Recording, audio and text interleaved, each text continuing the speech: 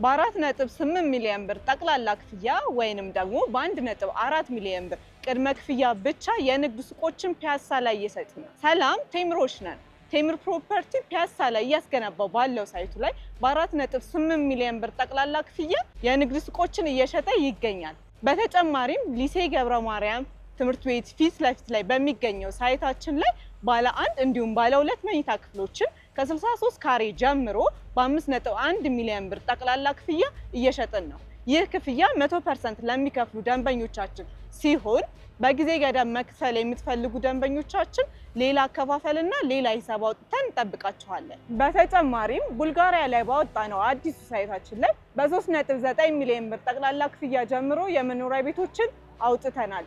ታዲያ ይህ እድል የሚቆየው ለጥቂት ጊዜ ብቻ ስለሆነ ስክሪን ላይ በምናስቀምጥላችሁ ስልክ ቁጥር ቴምር ብለው ይደውሉልን።